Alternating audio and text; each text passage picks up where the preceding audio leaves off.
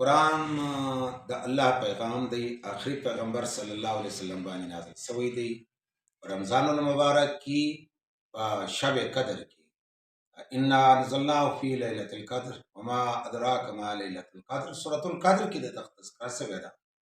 نو دا پر رسول اکرم صلی الله علیه وسلم باندې چې په غار حرا کې نازل شو او د الله پیغمبر دا کلام را واخستل او بیا د عرب او خلق ته بیا دعوت او تبلیغ د الله وفات خلق را ولوستل. نو یو انقلاب برپاس ولې د فرعونان د ظالمانو شرکیا کفریا نظام وشورېدلی او د خلکو زړونه وشورېدل، د خلکو دماغونه وشورېدل. عقیده توحید پر بنیاد باندې د یو نوي تهذیب آغاز وسو او جلا جماعت جوړ سو، یو انقلابي جماعت، یو نسب العین والا جماعت او د الله د کبریایي د قائمولو لپاره یو جماعت جوړ سو د رسول اکرم صلی الله علیه وسلم په قیادت کې.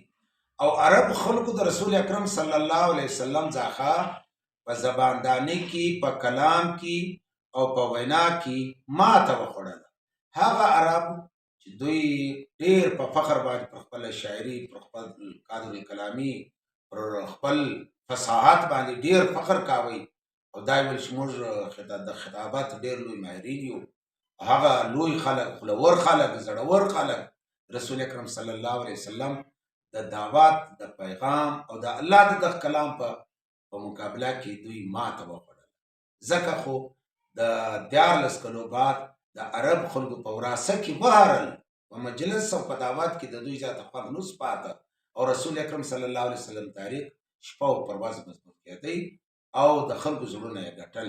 دا کلام الهي وی، د دغه کلام معجزه ولا. نو ورونو نن هغه کلام موجود دی.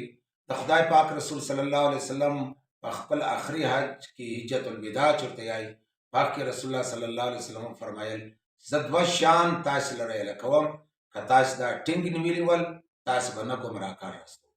او رسول الله صلی الله علیه وسلم چې کتاب الله او زما سنت، د الله کتاب او زما سنت کدا تاسو ټینګ نیولو تاسو به بے مقصد کار راستو نه، بیلیاری کار راستو بنا، معجزه کار راستو بنا، زوال پذیر بنا یاستو، گمراه بنا یاستو، خطا کار راستو بنا. د چا غلامی، فکری غلامی، د چا تهذیبی غلامی به تاسو نه اختیاروي. نو ورونو نن تاسو راسه موږ جایزه واخلو. په لکاو حافظان دي د قرآن پاک په امت مسلمه کې، په لکاو علما دي، په زرګونو دینی مدارس په ملکو کې موجود دي. نن په تراو کې په لکاو حافظان، په کروڑاو انسانان ته د خدای کلام پاک یای او له دا کلام سره موږ محبت کوو، دغه موږ مچوو، دغه موږ خپل سترګو لوړو، موږ په ښایسته پوښ کېږدو، ګرد خدمت کوو. لیکن د دغه ټول خدمات، د ټول د خدای له کلام سره د محبت او د قیام اللیل او د عبادت او د تلاوت باوجود په قرآن مجید موږ ته اوسه نه خبر. قرآن مجید کم پیغام راوړی دی، کم مقصد له دلته راغلی دی او څه بدلون راولي.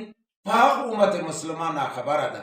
که خبر رسوس په امت، دا د امت انسانان خبر سو، نو په دنیا کې د الله کلمه به لوړه وي، د الله کبریایي به بیانېږي، د الله حکمیت به وي او انساني، شیطاني، فرعوني، ابلیسي نظامونه به زیاته دلته نه چلېږي.